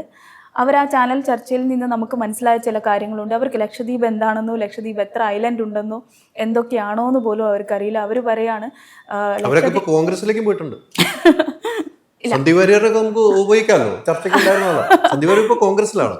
അത് വിശ്വാസം, BJPയോടുള്ള വിശ്വാസം നഷ്ടപ്പെട്ട് കഴിഞ്ഞാൽ പിന്നെ സ്വാഭാവികമല്ലേ. എൻ്റെ നാടിനെ കണ്ടിന്യൂസ് ആയിട്ട് ഇത്രയും ആക്രമിക്കാൻ ശ്രമിക്കുന്ന, എൻ്റെ നാടിന് ഒരു സപ്പോർട്ടും തരാതിരിക്കുന്ന, എൻ്റെ ലക്ഷദ്വീപുകാരെ ഇത്രയും ശ്വാസം മുട്ടിച്ച് കൊല്ലാൻ ശ്രമിക്കുന്ന, ശ്വാസം മുട്ടിച്ചല്ലേ, ഒന്ന് ആലോചിച്ച് നോക്ക്. എൻ്റെ ലക്ഷദ്വീപുകാർക്ക് ആവശ്യമുള്ള കാര്യങ്ങൾ എന്താണ് ആൾ ചെയ്തിട്ടുള്ളത്? മോദി അന്ന് വന്നു ലക്ഷദ്വീപ് കണ്ടു, ലക്ഷദ്വീപിൻ്റെ ഭംഗി കണ്ടു, ലക്ഷദ്വീപിൻ്റെ പറ്റി പോസ്റ്റുകൾ ഇട്ടു. നല്ല ഭംഗിയാണ്, ഐലൻഡ് കാണാൻ നല്ല ഭംഗിയാണ്. ശരിയാണ്, ഐലൻഡ് കാണാൻ നല്ല ഭംഗിയാണ്. പക്ഷെ ഐലൻഡിൻ്റെ അകത്തിരുന്ന ആൾക്കാർ, ആ ജനങ്ങൾ അനുഭവിക്കുന്ന ഒരു ബുദ്ധിമുട്ട് ആൾക്ക് ഒന്ന് മനസ്സിലാക്കാമായിരുന്നല്ലോ. ആ ഹോസ്പിറ്റൽ ബേസിക് നീഡല്ലേക്കാണ് ഞങ്ങളുടെ ഒക്കെ. എനിക്ക് നഷ്ടപ്പെട്ട എൻ്റെ വാപ്പാനെയാണ്, എൻ്റെ അനിയനെയാണ്. അതേപോലെ എത്ര കുടുംബങ്ങളിൽ നിന്നാണ് ആളുകൾ നഷ്ടപ്പെട്ടുകൊണ്ടിരിക്കുന്നത്. ഈ ആളുകളുടെ ഒക്കെ ഒരു വികാരം മനസ്സിലാക്കാറുന്നില്ലേ? നമ്മൾ ആവശ്യപ്പെടുന്ന എന്താണ്? ബേസിക് നീഡല്ലേ. ടൂറിസം നടത്തിക്കോ, നിങ്ങൾ നടത്തണ്ടെന്ന് ഞങ്ങൾ ആരും പറഞ്ഞിട്ടില്ലല്ലോ. പക്ഷെ ഞങ്ങൾക്ക് ആവശ്യമുള്ളൊരു ബേസിക് നീഡ് തന്നിട്ട് പോരെ. ഇക്കൊക്കെ ഒരു കാര്യമല്ലോ, ലക്ഷദ്വീപിൽ ഇവർ ഇത്രയും ടൂറിസം നടത്തണമെന്ന് ആഗ്രഹിക്കുമ്പോൾ ജനങ്ങളുള്ള തിങ്ങിപ്പാർക്കുന്ന ഏരിയയാണ് ചൂസ് ചെയ്യുന്നുണ്ടെങ്കിൽ അവിടെ എന്തൊക്കെ പ്രോബ്ലംസ് ഉണ്ട്? വെള്ളത്തിന് പ്രോബ്ലം ഉണ്ടാവും. ക്യാരിങ് കപ്പാസിറ്റി ഉണ്ടോ? ലക്ഷദ്വീപിനെ സംബന്ധിച്ചൊരു ക്യാരിങ് കപ്പാസിറ്റി ഇല്ല. വേസ്റ്റ് മാനേജ്മെൻറ്റ് നന്നായിട്ടില്ല. ഇതൊന്നും ഇല്ലാതെ എങ്ങനെയാണ് ഒരു ടൂറിസ്റ്റുകൾ പോട്ടെ? ഹോസ്പിറ്റൽ ഇല്ല എന്നല്ല, ഡോക്ടർമാരില്ല. എന്തെങ്കിലും ഒരു അപകടം പറ്റിയ ഇവാക്വേഷനാണ്. ഈ ഇവാക്വേഷൻ നടത്തുന്ന ഒരു സ്ഥലത്തേക്ക് എന്ത് വിശ്വസിച്ചിട്ടാണ് ജനങ്ങൾ വരിക? ടൂറിസ്റ്റായിട്ട് എന്ത് വിശ്വസിച്ചിട്ടാണ് വരേണ്ടത്? ഒന്ന് പറഞ്ഞേക്കാം. അതല്ലേ ആദ്യം മാറ്റം വരുത്തേണ്ടത്, അതല്ലേ നമ്മൾ ആവശ്യപ്പെട്ടത്. അപ്പം അത് ഒന്നും ചെയ്യാണ്ടിരിക്കുമ്പോൾ നമുക്ക് ദേഷ്യം വരും. പൊതുവേ എനിക്കിപ്പോൾ ഉള്ള വെറുപ്പും ദേഷ്യവും അത് തന്നെയാണ്. എനിക്ക് ആവശ്യമുള്ളത് എന്താണ്? അവിടേക്ക് ഹോസ്പിറ്റലും നല്ല ഡോക്ടർമാരും അതേപോലെ എല്ലാ ഫെസിലിറ്റിയോടുകൂടെ. എനിക്ക് ഇവാക്വേഷൻ എന്ന് പറയുന്ന പ്രോസസ്സ് എക്കാലവും പ്രാക്ടിക്കലായിട്ട് നടക്കുന്ന ഒരു കാര്യമേ അല്ല. ഈ ഇവാക്വേഷൻ കൊണ്ട് എത്ര പേര് മരണത്തിലേക്ക് എത്തിയിട്ടുണ്ടെന്ന് അറിയാം. കാരണം ഹാർട്ട് അറ്റാക്ക് വന്നൊരു പേഷ്യൻറ്റിന് ഇവാക്വേഷൻ നടത്തി കഴിഞ്ഞാൽ കൃത്യമായ ഓക്സിജൻ കൊടുത്താലും കൊടുത്തില്ലെങ്കിലും തന്നെ, അഥവാ ഇനി ഓക്സിജൻ ഇല്ലാത്തൊരു ഐലൻഡിൽ നിന്നാണ്, ഒരു ഓക്സിജൻ ഇല്ലാത്തൊരു ഐലൻഡിൽ നിന്നാണ് കയറ്റുന്നതെന്നുണ്ടെങ്കിൽ ആ ഹെലികോപ്റ്ററിനകത്ത് ഓക്സിജൻ ഇതുണ്ടാവില്ല, കൊടുക്കാനുള്ള ഫെസിലിറ്റി ഉണ്ടാവില്ല. എന്താണ് ചെയ്യുക ഇവർ? ആ പേഷ്യൻ്റ് എയറിൽ കൂടെ ലിഫ്റ്റ് ചെയ്ത് കൊണ്ടുവരണം. എയർ ലിഫ്റ്റിംഗ് എന്ന് പറയുമ്പോൾ നമ്മൾ ഹാർട്ടിൻ്റെ ഒരു ഹാർട്ടിൻ്റെ ഡോക്ടറിനോട് സംസാരിച്ച് നോക്ക്. ഞാനിതൊക്കെ ഫേസ് ചെയ്തിട്ടുള്ള ഒരാളാണ്. എൻ്റെ വാപ്പയുടെ കാര്യത്തിൽ പോലും വാപ്പക്ക് അറ്റാക്കായിട്ട് കൊണ്ടുവരുമ്പോൾ എയർ ലിഫ്റ്റ് ചെയ്ത് കൊണ്ടുവരുമ്പോൾ ആ പേഷ്യൻ്റെ ബോഡിയിൽ പിന്നെയും പിന്നെയും ഇത് കൂടുക ചെയ്യുന്നത്, പ്രഷർ കൂടുക ചെയ്യുന്നത്. അത് അപകടത്തിലേക്ക് വീണ്ടും കൊണ്ടുപോവുക ചെയ്തത്. ഇതുപോലും മനസ്സിലാക്കാനുള്ള ബേസിക് സംഭവമല്ലേക്കാ, ജീവനല്ലേക്കാ ഇങ്ങനെ കൊണ്ടുവരുന്നത്. നമുക്കൊക്കെ പ്രിയപ്പെട്ട ജീവനല്ലേ, എനിക്ക് നഷ്ടപ്പെട്ട എൻ്റെ വാപ്പാനല്ലേ. അപ്പം ആ ജീവൻ അന്ന് കൊണ്ട് എത്തിച്ച സമയം ഒന്നാമത് സമയത്തിന് എത്തിയില്ല എന്നുള്ളത്. പക്ഷെ ആ പിന്നെ എയർ ലിഫ്റ്റ് ചെയ്യുമ്പോൾ ഉണ്ടാകുന്ന ബുദ്ധിമുട്ട് നമ്മൾ ആ ഡോക്ടർ നമ്മളോട് പറയുമ്പോഴാണ് ഞാനടക്കമുള്ള ആൾക്കാർ മനസ്സിലാക്കണത് ശരിയാണെന്ന്. ഇതിനു മുമ്പ് എനിക്കും അറിവുകളില്ല, ഞാൻ എൻ്റെ അനുഭവത്തിൽ നിന്നാണ് ഇതൊക്കെ പഠിച്ചത് സത്യം. സോ ഇത്രയും ബുദ്ധിമുട്ടുള്ളൊരു സ്ഥലമാണ് ലക്ഷദ്വീപ്. ആ ലക്ഷദ്വീപിനെയാണ് ഇപ്പോൾ BJP സർക്കാർ ഭരിക്കുന്നതെന്നുണ്ടെങ്കിൽ അവർ ചെയ്യേണ്ടത് എന്താണ്? അവർ ചെയ്യേണ്ടത് ഞങ്ങൾക്ക് ആവശ്യമുള്ള ഹോസ്പിറ്റൽ ശരിയാക്കി തരണം. ഞങ്ങൾക്ക് ഒരിക്കലും എയർ ലിഫ്റ്റ് ഇത്രയും പ്രാക്ടിക്കലായിട്ട് കൊണ്ടുപോകാൻ പറ്റില്ല. അല്ല, ദീർഘകാലം കോൺഗ്രസിന്റെ MP ആയിരുന്നു സയ്യിദ് അല്ലേ? അന്ന് കോൺഗ്രസിന്റെ ഭരണകാലമാണ്. അന്നും ഇതൊക്കെ ചെയ്യാമായിരുന്നു. അന്ന് ഈ തുടക്കം തന്നെയാണ്. അല്ല, അന്നും ചെയ്യാമായിരുന്നു. അന്ന് ഉള്ള മാറ്റങ്ങളാണ്. എല്ലാ സ്ഥലങ്ങളിലും എല്ലാ നാട്ടിലും ഹോസ്പിറ്റൽ ഉണ്ട്, ഇല്ല എന്നല്ല പറയണത്. ഇപ്പൊ ഹോസ്പിറ്റൽ ഉണ്ടായിട്ട് ഡോക്ടർമാരില്ല, നേഴ്സുകളില്ല, മെഡിസിൻസ് ഇല്ല. മനസ്സിലായോ? ഉണ്ടായിരുന്ന സമയമുണ്ട്, ഇല്ലാത്ത സമയത്തെ പറ്റിയാണ് ഞാൻ പറയുന്നത്. ഈ 2014 ശേഷമാണ് ഇത്രയും ദാരുണമായിട്ട് ലക്ഷദ്വീപിനെ ഞാൻ കണ്ടത്. അതിന് മുമ്പ് വരെയും ഉണ്ട്. എൻ്റെ ഉപ്പുപ്പായൊക്കെ ഹോസ്പിറ്റലിൽ കിടത്തിയിട്ടുള്ളതൊക്കെ അല്ലേ നമുക്കറിയാം. സ്വന്തം വാപ്പയെ നഷ്ടപ്പെട്ടപ്പോഴാണ് ഐഷ പഠിച്ചു തുടങ്ങിയത്. കാരണം ഞാൻ പഠിച്ചെന്ന് പറയുന്നത്, ഞാൻ കാണുന്നത് ലക്ഷദ്വീപിന് ആവശ്യം ഒരിക്കലും എയർ ആംബുലൻസ് മാത്രം കിട്ടിയത് കൊണ്ട് അല്ല. അവിടെ വേണ്ടത് ഫുൾ ഫെസിലിറ്റിയോട് കൂടി ഉള്ള ഹോസ്പിറ്റലാണ്. നല്ല നല്ല ഡോക്ടേഴ്സാണ്. ഡോക്ടർമാരില്ല, മെഡിസിൻ ഇല്ല. ഈ എന്തിനും പാരസെറ്റമോൾ കിട്ടുന്ന ഒരു സമ്പ്രദായം. ഇതൊക്കെ മാറണ്ടേ? ഇതൊക്കെ മാറി ചിന്തിച്ചാലല്ലേ ഇനി വരും തലമുറയ്ക്കെങ്കിലും നല്ലൊരു തുടക്കം കുറിക്കാൻ പറ്റുള്ളൂ, നന്നായിട്ട് ജീവിക്കാൻ പറ്റുള്ളൂ, അവർക്ക് നഷ്ടങ്ങളില്ലാണ്ട് മുന്നോട്ട് കൊണ്ടുപോകാൻ പറ്റുള്ളൂ. ആ സ്ഥലത്താണ് ഞാൻ പറഞ്ഞത്. എൻ്റെ അനുഭവത്തിൽ നിന്ന് ഞാൻ പഠിച്ച പാഠങ്ങളാണ് ശരിക്കും പറഞ്ഞാൽ എൻ്റെ ഈ ശബ്ദം. ആ ശബ്ദമാണ് കേന്ദ്ര ഗവൺമെന്റ് തന്നെ ശബ്ദിച്ചുകൊണ്ടിരിക്കുന്നത്. ഇന്നിപ്പോ ഇല്ലാന്ന് ഞാൻ പറയുന്നത്, ഇന്ന് ഞാൻ ശബ്ദിക്കുന്നുണ്ടല്ലോ. ഇപ്പോ അല്ല, ആ ശബ്ദമാണ് വരുന്നത്, അല്ല ഒരു വ്യക്തിയോടുള്ള ഒരു വൈരാഗ്യമല്ല ഞാൻ പറയണത്. ഒരിക്കലും എനിക്ക് ഇവരൊക്കെ ആരാണെന്നുള്ളത് ഞാൻ എങ്ങനെ അറിയാന്? ഇവരുടെ ഒക്കെ ക്യാരക്ടർ എനിക്ക് എങ്ങനെ അറിയാന്? എനിക്ക് ഇവരെ പറ്റി ഒന്നും അറിയില്ല. പക്ഷെ എൻ്റെ നാടിനെ ആക്രമിച്ചപ്പോൾ, എൻ്റെ നാടിന് ഇവർ സഹായം ചെയ്യാതിരിക്കുമ്പോൾ, എനിക്ക് നഷ്ടപ്പെട്ടതുപോലെ ഒരുപാട് ആളുകൾക്ക് ഈ നഷ്ടങ്ങൾ സംഭവിച്ചുകൊണ്ടിരിക്കുമ്പോൾ എനിക്ക് പ്രതികരിക്കണമെന്ന് തോന്നി. ഫ്ലഷ് എന്ന് പറയുന്ന സിനിമയിൽ ഇത് തന്നെയല്ലേ പറഞ്ഞത്, ഹോസ്പിറ്റലിൻ്റെ കാര്യം അല്ലേ? അല്ലാതെ ഒരു ആളുകളെ ആക്രമിക്കുന്ന രീതിയിൽ ഞാനൊന്നും പറഞ്ഞിട്ടില്ലല്ലോ. സിനിമ കണ്ടതാണ് തിയേറ്ററിൽ പോയി. ആ സിനിമയിൽ പോലും വളരെ വൃത്തിയായിട്ട് ജനങ്ങളുടെ ബുദ്ധിമുട്ടാണ് ഞാൻ കാണിച്ചിട്ടുള്ളത്. അല്ലാതെ ഞാൻ ആരെയും ആക്രമിക്കുന്ന ഒരുത്തിയോ, ഞാൻ ഒരാളുടെ പുറകെ ഇങ്ങനെ പോകുന്ന ഒരാളോ, ബുദ്ധിമുട്ടിക്കുന്ന ഒരാളോ ഒന്നുമല്ല. ഞങ്ങൾക്കൊന്നും കിട്ടുന്നില്ല. കഥ കേട്ട് നിർമ്മിച്ചത് BJP-കാരാണ്. BJP അത് പറയാൻ പറ്റില്ല. ഇവര് നമ്മളെ ബീന കാസിം എന്ന് പറയുന്ന ഒരിക്കലും BJP-കാരിയായിട്ട് ഞാൻ കണ്ടിട്ടുണ്ടായിരുന്നില്ല. ബീന കാസിമിൽ ഞാൻ കണ്ടത് അവരുടെ ഹസ്ബൻഡാണ് BJP. അതെ, ബീന കാസിം BJP-കാരി ആയിരുന്നില്ല. BJP ഇപ്പോൾ ഭർത്താവ് ഒരു പാർട്ടി, ഭാര്യ ഒരു പാർട്ടി, ഇങ്ങനെയാണെന്ന് ഒരുപാട് ഫാമിലി ഞാൻ കണ്ടിട്ടുണ്ട്. ഞാൻ ആ തരത്തിലാണ് ശരിക്കും ബീന കാസിമിനെ കണ്ടിട്ടുള്ളത്. ബീന കാസിം അങ്ങനെ ഭർത്താവിനെ സപ്പോർട്ട് ചെയ്യുന്നതാണ് ഭാര്യ, സപ്പോർട്ട് ചെയ്യും. പക്ഷെ എന്നാലും പുള്ളിക്കാരിയുടേതായിട്ടുള്ളൊരു നിലപാടുണ്ടായിരുന്നു. അതുകൊണ്ട് തന്നെയാണ് സിനിമ നിർമ്മിച്ചത്. ഉറപ്പായിട്ട് എനിക്കൊരിക്കലും ബീന കാസിം എന്ന് പറയുന്ന വ്യക്തിയുടെ ആ ലാസ്റ്റ് പ്രഷർ, പുള്ളിക്കാരിക്ക് പല സ്ഥലത്തുനിന്നുണ്ടായ ഒരു പ്രഷർ കാരണമാണ് അന്നത്തെ ആ പ്രശ്നങ്ങൾ ഉണ്ടായത്. അല്ലെങ്കിൽ അതിന് മുമ്പ് ബീനത്താക്ക് ഈ സിനിമ ചെയ്യാണ്ടിരിക്കായിരുന്നല്ലോ, അല്ലേ? ബീനത്ത അത്ര വലിയ പാർട്ടി പ്രേമിയാണ്, അല്ലെങ്കിൽ ഒരു BJP സപ്പോർട്ടാണ് കൂടുതൽ കൊടുക്കുന്നത്. പുള്ളിക്കാരിക്ക് ഇതിനെ ഒരുപാട് രീതിയിൽ ഉപദ്രവിക്കായിരുന്നു. അങ്ങനെ ഒന്നും ചെയ്തിട്ടില്ല. എന്നെ പേഴ്സണലി പുള്ളിക്കാരി ഉപദ്രവിച്ചിട്ടില്ല ഒരു കാര്യം പോലും. 100%. നമ്മൾ ചോദിച്ചു വന്നതിൻ്റെ രണ്ടാമത്തെ പ്രധാനപ്പെട്ട കാര്യമാണ് തലയിൽ തട്ടമിടുന്ന ഒരു ഐഷ. ഫേസ്ബുക്കിൽ പോസ്റ്റ് ഇടുന്ന തലയിൽ തട്ടമിട്ട ഐഷ. അന്നും ഐഷ ചർച്ചയ്ക്ക് വരുമ്പോൾ തലയിൽ തട്ടമിട്ടല്ല പറയുന്നത്, ഇപ്പോഴുമല്ല. ആ ഐഷ സുൽത്താന എന്ന് പറയുന്ന ഒരു മുസ്ലിം നാമധാരി, മുസ്ലിമായിട്ട് കുടുംബം ജീവിക്കുന്ന, ലക്ഷദ്വീപ് എന്ന മുസ്ലിങ്ങളുടെ ഒരു സ്ഥലം തന്നെയാണ്. ആ ഐഷ മറ്റൊരു മതസ്ഥരായ സർദാർജിയുമായി വിവാഹം ചെയ്യുമ്പോൾ അവിടുത്തെ സമൂഹം എത്രമാത്രം പുറക്കപ്പെടും, മാപ്പ് തരുമെന്ന് ചിന്തിച്ചിട്ടുണ്ട്? ഇതൊരു സമൂഹത്തെ തൃപ്തിപ്പെടുത്തുന്നതല്ല. സമൂഹം എന്ന് പറയുന്നത് തൃപ്തിപ്പെടുത്തിക്കൊണ്ട് നമുക്ക് നോക്കാമെങ്കിൽ എല്ലാവരുടെ ഇഷ്ടം നമ്മൾ ചോദിച്ച് മനസ്സിലാക്കിയിട്ട് വേണം നമുക്കൊരു പാർട്ട്ണറെ ചൂസ് ചെയ്യാൻ. എങ്കിൽ ആ പാർട്ട്ണറിൽ നിന്ന് നമുക്കൊരു സന്തോഷം ഉണ്ടാവുമോ ഇല്ലയോ എന്നുള്ള ഉറപ്പില്ല. ഇത് നമുക്കൊരിക്കലും നമ്മളെ കല്യാണ മാറ്റർ ഉണ്ടല്ലോ, നമ്മളൊരാളെ കല്യാണം കഴിക്കുന്നു എന്നുള്ളത് നമ്മളെ വാപ്പയോ ഉമ്മയോ പോലും കൂടുതൽ ഇടപെടേണ്ട കാര്യമില്ല. അത് നമ്മളെ ചോയ്സാണ്, നമ്മളെ സപ്പോർട്ടാണ്. നമുക്ക് ചെയ്തു തന്നിട്ടുണ്ട് നമ്മളെ ഉമ്മയും വാപ്പയും എല്ലാവരും നമുക്ക് അതിൻ്റെ രീതിയിൽ വളരാനും പഠിക്കാനും നമ്മളെ ഇന്നൊരു പൊസിഷനിൽ എത്തിക്കാനും ഒക്കെ ചെയ്തു തന്നതൊക്കെ വാപ്പയും ഉമ്മയാണ്. ഒരു സമ്മതം വേണം നമുക്ക് എന്ത് കാര്യത്തിനും. പക്ഷെ ഒരു പാർട്ട്ണറെ ചൂസ് ചെയ്യേണ്ടത് നമ്മൾ തന്നെയായിരിക്കും. അത് നമ്മൾ വേറെ ഒന്നും നോക്കരുത്. കാരണം നമ്മളാണ് ജീവിക്കേണ്ടത് ജീവിതകാലം മുഴുവൻ. നമുക്ക് സന്തോഷമില്ലെങ്കിൽ നമുക്ക് വേറൊരാളെ സന്തോഷിപ്പിക്കാൻ പറ്റില്ല. അതിനി എത്ര ആയാലും. ഇപ്പം എനിക്ക് എൻ്റെ പാർട്ട്ണറിൽ നിന്ന് എനിക്കൊരു സന്തോഷമില്ല, ഒരു ഹാപ്പിനെസ് ഇല്ല എന്നുണ്ടെങ്കിൽ എനിക്ക് വേറെ പലരെയും സന്തോഷിപ്പിക്കാൻ പറ്റില്ല. എൻ്റെ കുടുംബം സന്തോഷം ഉണ്ടാവില്ല, എൻ്റെ പെരുമാറ്റ രീതി മാറും, എൻ്റെ അല്ലേ. പൊതുവേ ഇത് മനുഷ്യ സഹജമായിട്ടുള്ളൊരു കാര്യത്തെ പറ്റിയാണ് ഞാൻ പറയുന്നത്. അത്തരത്തിൽ എല്ലാവരെയും സന്തോഷിപ്പിച്ചുകൊണ്ട് നമുക്കൊന്നും ചെയ്യാൻ പറ്റില്ല. നമ്മൾ സ്വയം സന്തോഷിച്ചാൽ നമുക്ക് ഇവരൊക്കെ സന്തോഷിപ്പിക്കാം എന്ന് വിശ്വസിക്കുന്ന ഒരാളാണ്. എതിർപ്പുകൾ ഉണ്ടായോ? എതിർപ്പുകൾ ആയിഷയുടെ ഈ വിവാഹം ഡൽഹിയിൽ വെച്ച് നടക്കുന്നു, വലിയ വാർത്തകളൊന്നും ഉണ്ടാകുന്നില്ല. എന്നാൽ ലക്ഷദ്വീപ് വാട്സാപ്പ് ഗ്രൂപ്പിൽ തന്നെ നിങ്ങൾ രണ്ടുപേരും പടങ്ങൾ വരുന്നു, നിങ്ങൾ ഒരുമിച്ചുള്ള പടങ്ങളില്ല ചേർത്ത് വെച്ചുള്ള പടങ്ങൾ വരുന്നു. ആയിഷ വിവാഹം ചെയ്തു എന്ന് വാർത്തകൾ വരുന്നു. ഞാൻ ഒന്ന് ആയിഷയെ വിളിച്ചിരുന്നു, സംസാരിച്ചതാണ്. പക്ഷേ ആയിഷ പറഞ്ഞു ഇത് ഇപ്പോൾ വാർത്തയ്ക്കല്ല, എനിക്കൊരു വലിയ കല്യാണം നടത്തണമെന്ന് ആഗ്രഹമുണ്ട്. അപ്പം ഇത് വന്നു കഴിഞ്ഞപ്പോൾ ലക്ഷദ്വീപിൽ എതിർപ്പുകൾ ഉണ്ടായോ? ആയിഷ ഇങ്ങനെ പോയല്ലോ. ഞാൻ സത്യസന്ധമായിട്ടൊരു കാര്യം പറയട്ടെ, എനിക്ക് വന്ന മെസ്സേജും കോൾസും ഒക്കെ അൽഹംദുലില്ലാ എന്ന് പറഞ്ഞുകൊണ്ടാണ്.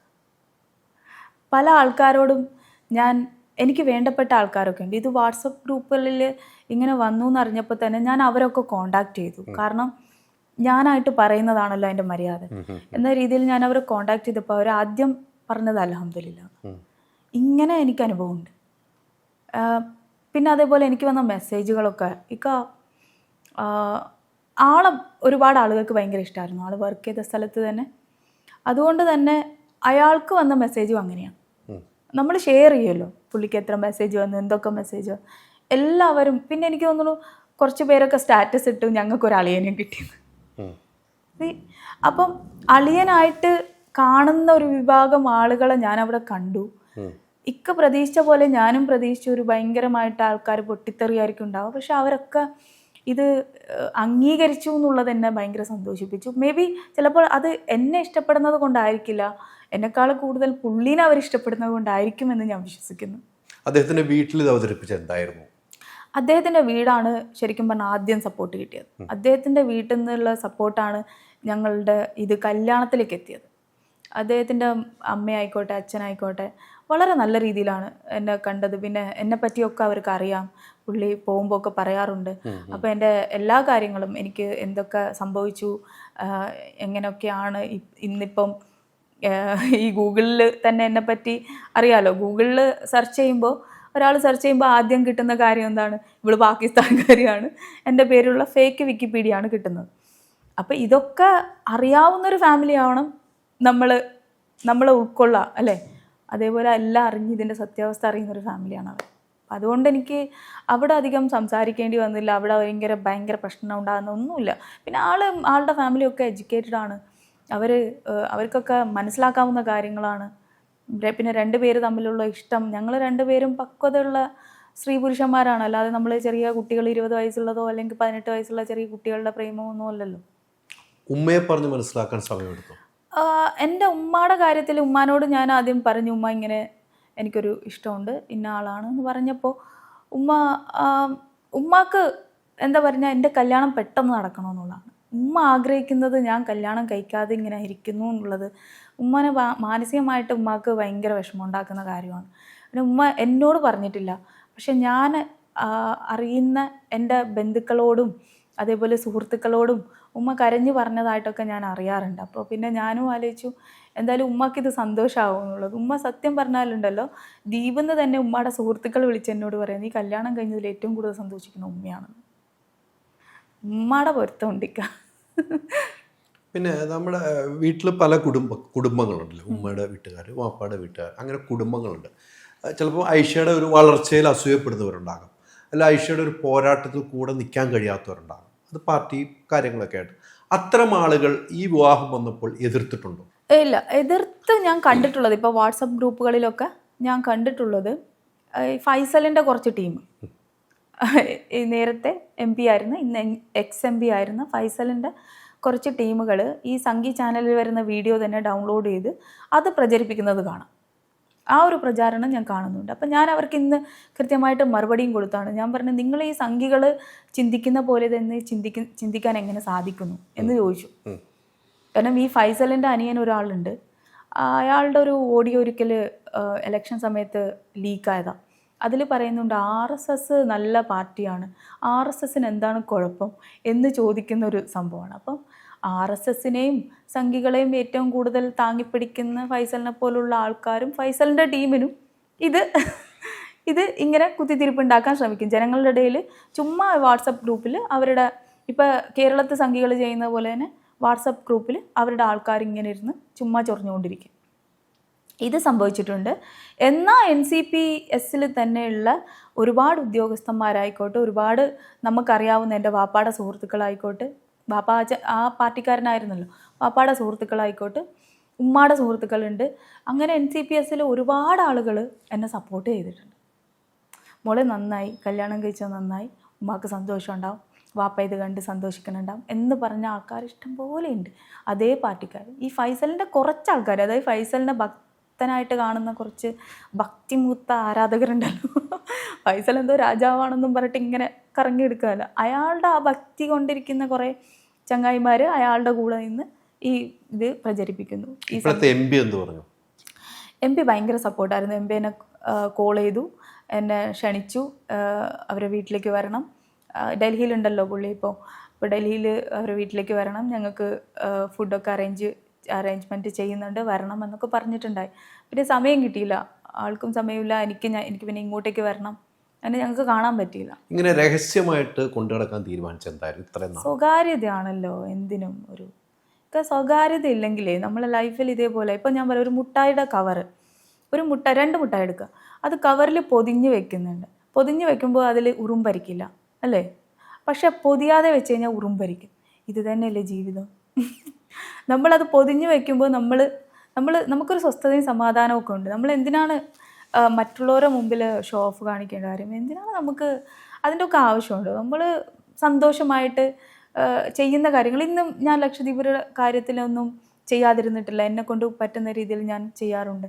അപ്പോൾ നമ്മൾ ചെയ്യുന്ന കാര്യം ചെയ്യുന്നുണ്ട്, നമുക്കൊരു ലൈഫും ഉണ്ട്, സന്തോഷമാണെങ്കിൽ നമ്മൾ അതല്ലേ നോക്കുള്ളൂ. അത് രഹസ്യമാക്കി വെക്കാൻ ഉദ്ദേശിച്ച സത്യത്തിൽ. പക്ഷെ ഇങ്ങനെ പരസ്യമാവുമെന്ന് ഓർത്തില്ല. പരസ്യമാവുമെന്ന് ഓർത്തില്ല, പക്ഷെ ഇത് ഇത്ര വൈറലാവുമെന്ന് ഞാൻ ഓർത്തില്ല. ഇതിപ്പോൾ എവിടെ തുറന്നാലും എനിക്കൊരു ചാള യൂണിയൻ എന്ന് പറഞ്ഞിട്ട് ഞങ്ങൾക്കൊരു ഗ്രൂപ്പ് ഉണ്ട് കേട്ടോ.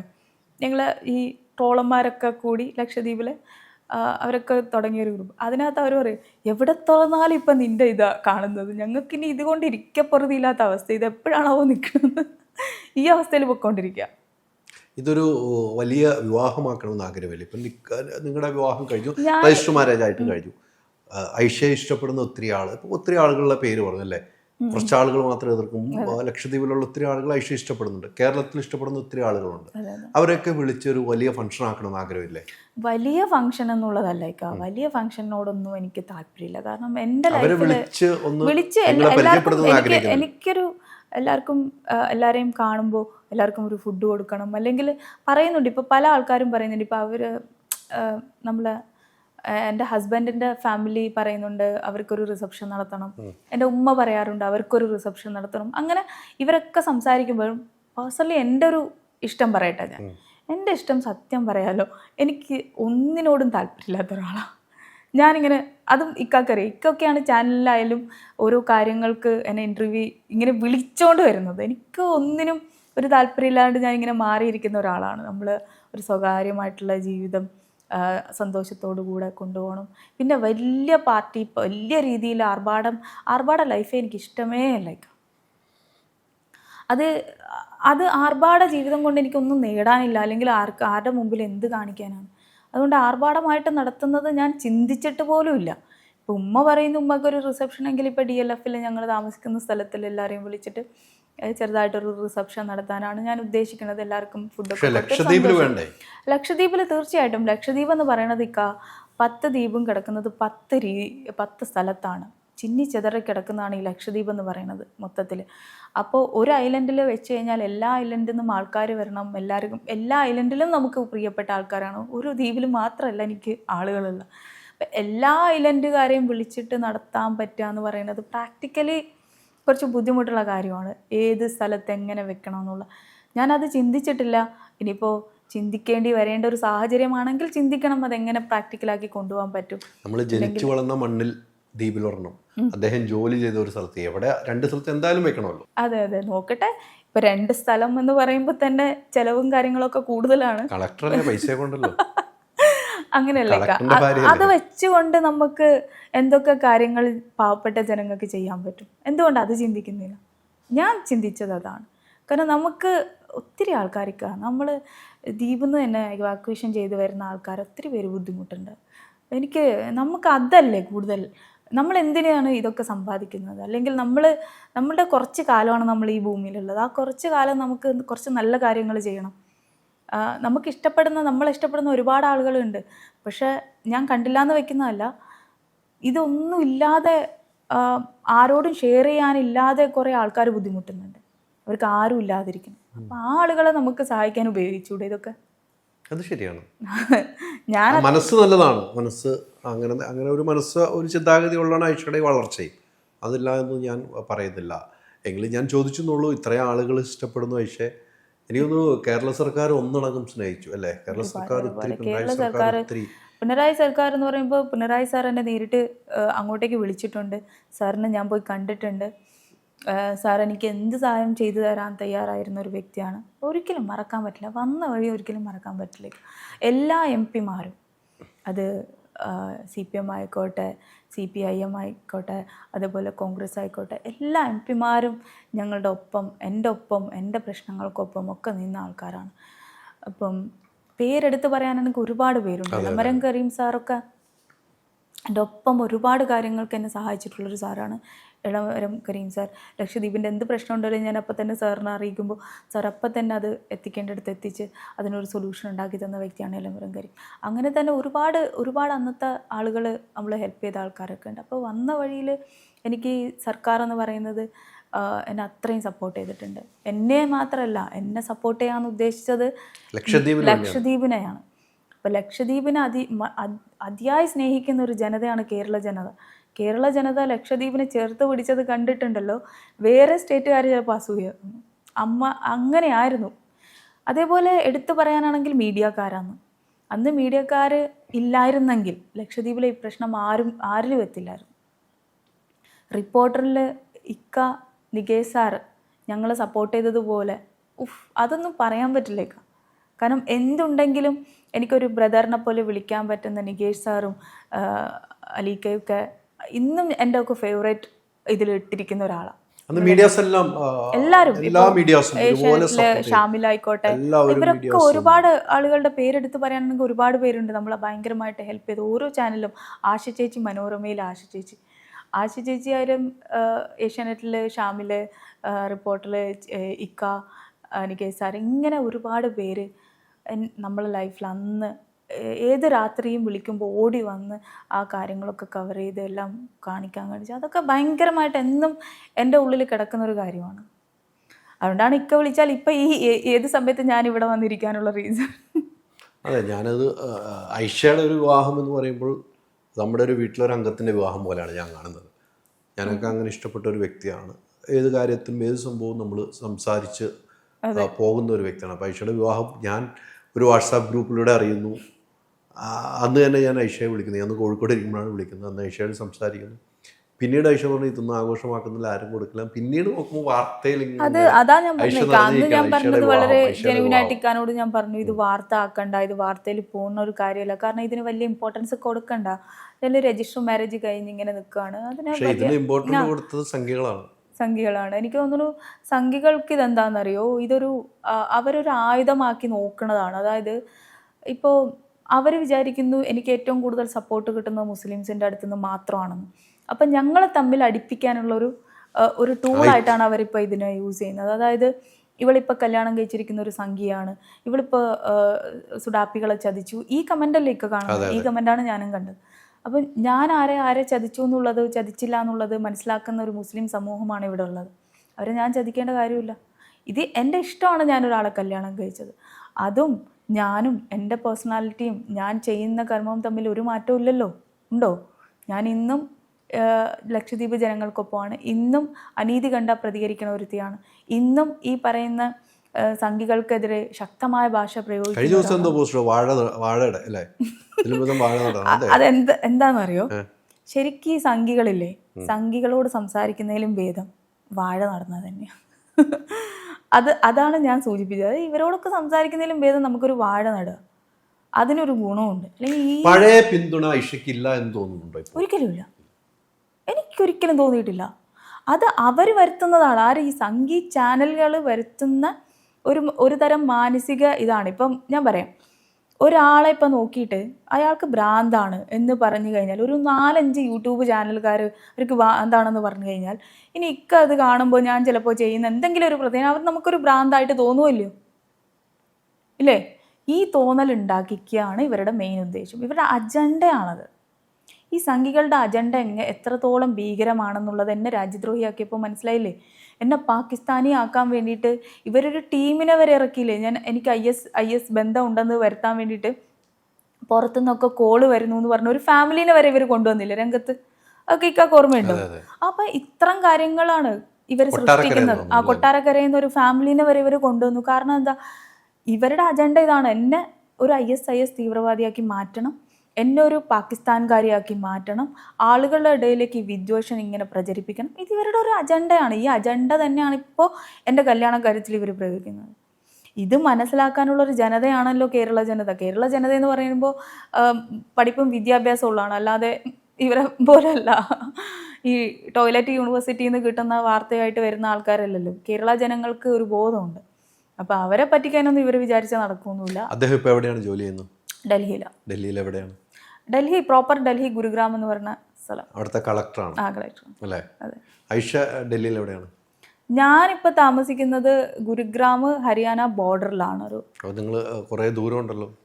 ദൂരമൊക്കെ ഉണ്ട്, അതെ. ഐഷ ഇപ്പോൾ എന്ത് ചെയ്യുകയാണ്? ഞാനിപ്പോൾ ഒരു പടം, ഒരു പുതിയ സ്ക്രിപ്റ്റ്, നമ്മൾ 124A എന്ന് പറഞ്ഞിട്ടൊരു സ്ക്രിപ്റ്റിൻ്റെ കാര്യം മിക്കൊക്കെ അറിയാമല്ലോ. ഞാനത് പൂർത്തിയാക്കിയതായിരുന്നു. പക്ഷേ ഇപ്പോൾ എമ്പുരാനും ഇങ്ങനെ ഓരോ പണിയൊക്കെ കിട്ടിയത് കണ്ടില്ലേ. ഇങ്ങനെ പല രീതിയിലും അതിൽ പക്ക പൊളിറ്റിക്സ് ആണല്ലോ. 124A എന്ന് പറഞ്ഞ അതെന്ന് പറയുമ്പോൾ എൻ്റെ രാജ്യദ്രോഹ കുറ്റത്തിൻ്റെയാണ്. അപ്പോൾ അതിൽ നമ്മൾ പക്ക പൊളിറ്റിക്സ് ആണ്. അപ്പോൾ ആ പടമൊക്കെ ചെയ്യുമ്പോൾ എന്തായാലും BJP ഗവൺമെൻറ് ഉള്ളപ്പോൾ ചെയ്യാൻ പറ്റില്ല. അപ്പോൾ അതിനിപ്പോൾ BJP ഗവൺമെൻറ് മാറി കോൺഗ്രസ് വരുമ്പോൾ ചെയ്യാൻ പറ്റുന്ന രീതിയിലേക്ക് ആക്കി മാറ്റി വെച്ചിട്ട് നടക്കുമോ? അപ്പോൾ കോൺഗ്രസ് വരണം. അതിനു വേണ്ടിയിട്ടാണ് ഒരു ഇന്ത്യ മുന്നണി ഇത്രയും ശക്തമായിട്ട് പ്രയത്നിക്കുന്നത്. ഇന്ത്യയിലെ ഓരോ എന്നിട്ടും പരാജയമാണ് ഒരു പരാജയം എന്നും ഉണ്ടാവും. പക്ഷെ ഇപ്പോൾ പരാജയപ്പെടാത്ത ആരാണുള്ളത്? പരാജയം കൊണ്ടാണ് ഒരു ജയം ഉണ്ടാവുക. അതിൻ്റെ ഒരു ടേസ്റ്റ് കിട്ടണമെങ്കിൽ പരാജയം ഉണ്ടായിരിക്കുന്നു. പക്ഷെ ഉണ്ടാവും മിക്ക. നമ്മൾ ട്രസ്റ്റ് ചെയ്യുക. നമുക്കെന്താണ് നമ്മൾ ചെയ്യേണ്ട തൊഴിൽ നമ്മൾ ചെയ്തുകൊണ്ടിരിക്കുക. നമുക്ക് ഇന്ത്യ മുന്നണി വന്നേ പറ്റുള്ളൂ.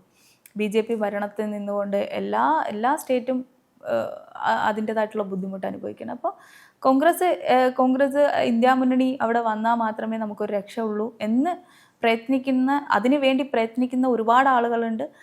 അതുകൊണ്ട് ചിലപ്പോൾ ഒരു റിസൾട്ട് നമുക്ക് എന്നാലും പ്രതീക്ഷിക്കാം. ചിലപ്പോൾ എപ്പോൾ വേണമെങ്കിലും ഉണ്ടാവും. ഞാൻ ആ സ്ക്രിപ്റ്റ് അതിനു വേണ്ടി മാറ്റി വെച്ചിരിക്കുകയാണ്. അത് കഴിഞ്ഞിട്ട് പിന്നെ ഞാൻ ഒരു റിയൽ ഇൻസിഡൻറ്റ് ബേസ് ചെയ്തിട്ട് ഒരു സ്ക്രിപ്റ്റ് ഇപ്പോൾ റെഡിയാക്കി. ആ സ്ക്രിപ്റ്റിൻ്റെ ആവശ്യത്തിനാണ് ഞാൻ ശരിക്കും ഡൽഹിയിൽ പോയത്. സിനിമയിലേക്ക് ഉടൻ തന്നെ ഉണ്ട്. അതേ ഉള്ളൂ. സിനിമയാണ് വേറെ തൊഴിൽ എനിക്കറിയില്ലല്ലോ. സിനിമയാണ്. അതെ അതെ. അല്ലേ? ഈ വിവാഹം കഴിഞ്ഞിട്ട് ഇപ്പം രജിസ്റ്റർ മാരേജാണ് കഴിഞ്ഞിരിക്കുന്നത്. നേരത്തെ പറഞ്ഞാൽ എല്ലാവരും വിളിച്ചൊരു ഫംഗ്ഷൻ നടത്തണമെന്ന് ആഗ്രഹമുണ്ട്. എന്തായാലും നടത്തേണ്ടതായി വരും എന്നുള്ള കാര്യത്തിൽ. അത് കഴിഞ്ഞിട്ട് നിങ്ങൾക്കൊരു യാത്രയൊക്കെ പോകണ്ടേ? ഉദ്ദേശിച്ച ഹണിമൂണാണ്. ഇതാ പറഞ്ഞത്, ഞങ്ങൾ രണ്ടുപേരും ആ ഒരു പാറ്റേൺ അല്ല, ആ ഒരു രീതി ഫോളോ ചെയ്യുന്ന ആൾക്കാരല്ല. രണ്ടുപേർക്കും ഉത്തരവാദിത്തം കൂടുതലാണ്. ആളുടെ ഉത്തരവാദിത്തം എന്താണെന്ന് മനസ്സിലാക്കിയ ഒരാളാണ് ഞാൻ.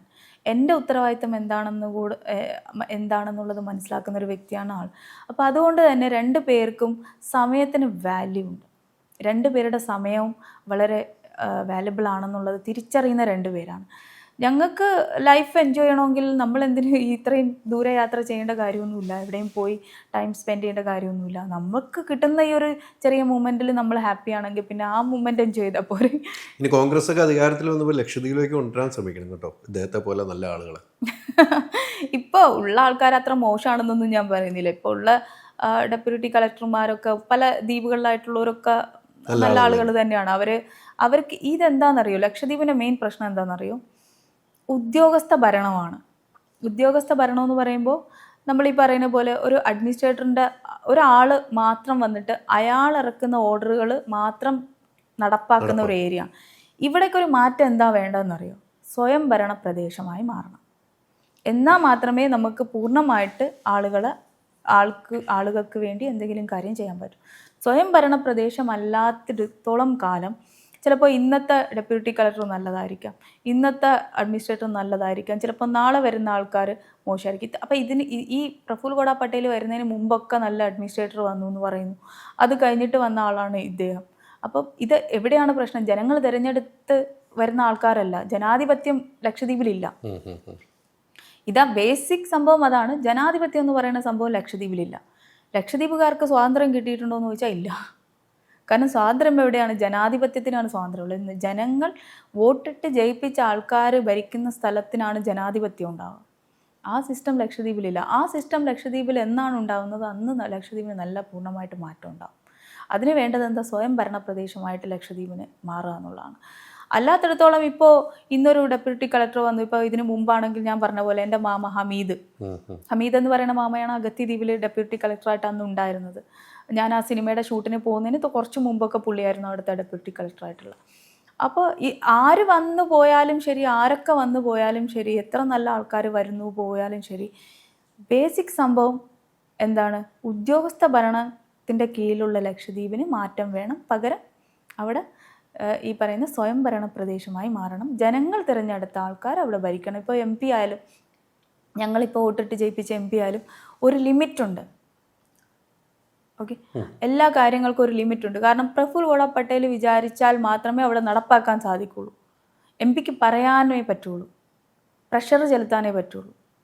ഇതിൽ കൂടുതൽ ഒന്നും ചെയ്യാൻ പറ്റില്ല. മുമ്പാണെങ്കിൽ ആ സീറ്റിലിരിക്കുന്ന ഒരു IAS IPS ഓഫീസേഴ്സൊക്കെ ആണെങ്കിൽ അയാൾക്ക് കാര്യങ്ങളുടെ സീരിയസ്നെസ് അറിയാം. ഒരു നാടിന് എന്ത് വേണം. ഒരു പൊളിറ്റിക്കൽ നോമിനി അത് മനസ്സിലാക്കില്ല. പൊളിറ്റിക്കൽ നോമിനിയും IAS IPS ഓഫീസേഴ്സും തമ്മിൽ ആനയും ആടിൻ്റെ വ്യത്യാസമില്ലേ? ഈ വ്യത്യാസമാണ് ഇപ്പോൾ നടന്നുകൊണ്ടിരിക്കുന്നത് ദ്വീപിൽ. അപ്പോൾ ഐഷ എന്തായാലും ഒരു IAS-കാരൻ്റെ ഭാര്യയായി ഒരു നല്ലൊരു കുടുംബജീവിതം മുന്നോട്ട് പോവുക, ഇനിയുമുള്ള പോരാട്ടം തുടരുക. ആരൊക്കെ എന്തൊക്കെ എതിർത്താലും ലക്ഷദ്വീപുകാർക്ക് മുന്നിലുള്ള പോരാട്ടത്തിൽ ഉറച്ചു നിൽക്കുക. അതിൻ്റെ പൂർണ്ണ പിന്തുണ താങ്കളെ വിവാഹം ചെയ്ത അദ്ദേഹത്തിൽ നിന്നും ഉണ്ടായിട്ടുണ്ട്. അതുകൊണ്ട് തന്നെയാണ് ഇവിടെ ഇരിക്കാനും, അല്ലെങ്കിൽ അദ്ദേഹം പറയുകയാണ് ഇൻ്റർവ്യൂ കൊടുക്കേണ്ടെന്ന് പറഞ്ഞാൽ ഇൻ്റർവ്യൂ തരാൻ പറ്റും, ഇവിടെ വന്ന് ഇരിക്കാനും അതേ മതി, ഇവിടെ വന്ന് ഇരിക്കാനും സാധിച്ചത്. പക്ഷേ ഇത്രയും നാൾ മനസ്സിലിട്ടുകൊണ്ട് നടന്നിട്ട് ആ വലിയ പ്രശ്നങ്ങളുണ്ടാകുമ്പോഴും ഒരുമിച്ച് മനസ്സ് ചേർന്ന് നിങ്ങൾ മുന്നോട്ട് പോയെങ്കിൽ അദ്ദേഹത്തിനൊരു ബിഗ് സല്യൂട്ടാണ്. അങ്ങനെയുള്ള ഒരാളെ അദ്ദേഹം ഭാര്യയായിട്ട് സ്വീകരിച്ചിട്ടുണ്ടെങ്കിൽ അങ്ങേരുടെ ചങ്കൂറ്റവും വലുതാണ്. അതാണ് വേണ്ടത്. അങ്ങനെയുള്ള ഭർത്താക്കന്മാരെയാണ് വേണ്ടത്. അങ്ങനെയുള്ള ഭാര്യയായിട്ട് ഐഷയും മുന്നോട്ട് പോവുക. എല്ലാവിധ ആശംസകളും കൂടെ ഉണ്ടാവും വിജയം വരെ പോരാടുമ്പോൾ. Thank you. Thank you sir.